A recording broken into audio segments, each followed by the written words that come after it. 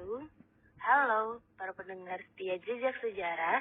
Selamat datang kembali di podcast yang menggali cerita-cerita hebat dari masa lalu Indonesia.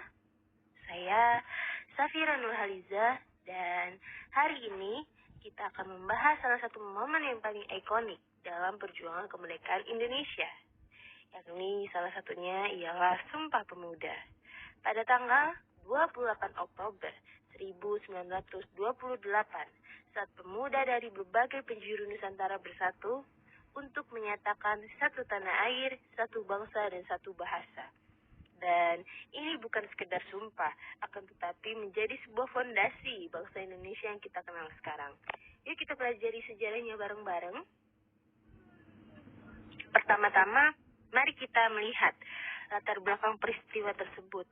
Bayangkan Indonesia di awal abad ke-20 masih dijajah oleh Belanda selama ratusan tahun.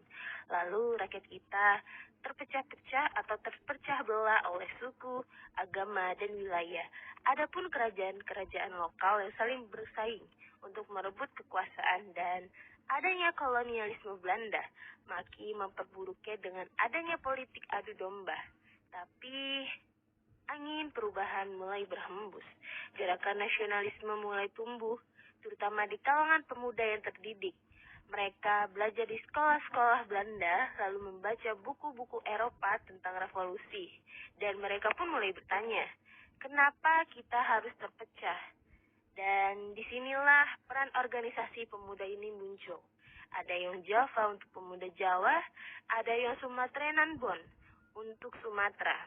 Lalu pemuda Indonesia dan banyak lagi pun mereka sadar kalau mau melawan penjajah kita harus bersatu dulu. Makanya pada tahun 1926 mereka menggelar Kongres Pemuda 1 di Batavia. Nama Batavia sekarang menjadi Jakarta. Tapi itu masih diskusi awal.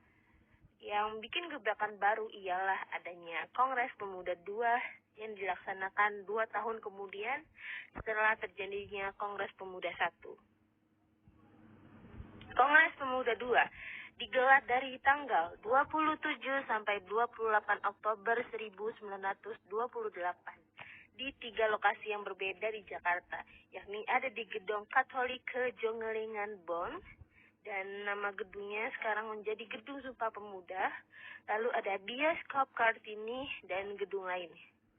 Nah, pastinya acaranya diperkasai oleh Perhimpunan Pelajar-Pelajar Indonesia atau PPPI. Lebih dari 750 pemuda dari seluruh Indonesia hadir. Dari Sabang sampai Merauke, mereka mewakili berbagai etnis, yakni ada etnis Jawa, etnis Sunda, etnis Minang, etnis Batak, etnis Ambon, bahkan dari Tionghoa Indonesia pun hadir. Hari pertama, pada tanggal 27 Oktober, penuh diskusi panas, ada pidato-pidato membara. Lalu tokoh Muhammad Yamin merupakan seorang tokoh Minang yang nanti akan menjadi menteri. Dia bicara soal pentingnya bahasa persatuan, lalu disusul oleh Sugondo Jojo Puspito, yakni ketua Yon Java untuk memimpin diskusi tersebut. Lalu ada Warga Rudolf Supratman, atau yang kita kenal sebagai W.R. Supratman. Nah, ia memukau penampilannya. Dia memukau semua dengan menyanyikan lagu ciptaannya, yakni Indonesia Raya. Bayangkan lagu ini pertama kali dibawakan di Kongres ini dan langsung jadi simbol perlawanan. Akan tetapi Belanda langsung melarang lagu ini karena menurut mereka lagu ini sebagai simbol perlawanan oleh golongan pemuda Indonesia. Nah, puncaknya di hari kedua, pada tanggal 28 Oktober, mereka mensusun teks sumpah yang sederhana tapi kuat, lalu dibacakan oleh Sugondo di depan para peserta. Ini dia isinya. 1. Kami putra dan putri Indonesia mengaku bertumpah darah yang satu tanah air Indonesia.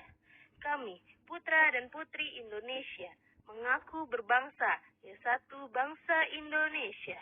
Kami putra dan putri Indonesia menjunjung bahasa persatuan bahasa Indonesia. Sumpah ini bukan cuma kata-kata. Ia lahir dari semangat gotong royong, lalu ada perdebatan sengit, Apakah menggunakan bahasa Melayu atau menggunakan bahasa yang lainnya? Dan pada akhirnya dipilihlah bahasa Indonesia sebagai pengikat. Dan ini merupakan sebuah revolusioner karena saat itu orang-orang masih bicara dengan bahasa daerahnya masing-masing. Lalu Sumpah Pemuda ini langsung jadi manifesto persatuan dan ia menginspirasi Budi Utomo, Serikat Islam, dan partai-partai lain untuk bergabung. Pastinya memiliki dampak yang luar biasa. Sumpah Pemuda ini menjadi tonggak lahiriah kesadaran nasional.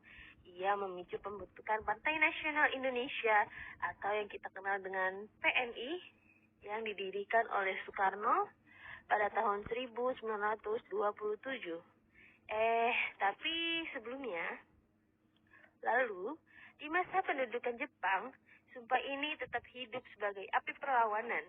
Bahkan saat proklamasi kemerdekaan 1945, semangatnya yang jadi dasar, dan setiap tanggal 28 Oktober dirayakan sebagai Hari Sumpah Pemuda untuk mengingatkan kita untuk selalu terus berjuang atau terus bersatu di tengah keanekaragaman suku, agama, dan budaya. Tapi dari Sumpah Pemuda ini memiliki pelajaran yang penting nih, pastinya. Dan pada saat itu, pemuda berani melawan kolonialisme tanpa senjata canggih dan hanya dengan ide dan semangat. Di era digital sekarang, apa yang bisa kita lakukan? Yang kita bisa lakukan ialah jangan biarkan perpecahan suku atau politik memadamkan api semangat perjuangan. Seperti kata Ki Hajar Dewantara, Tuturi Handayani, pemuda harus jadi pelopor.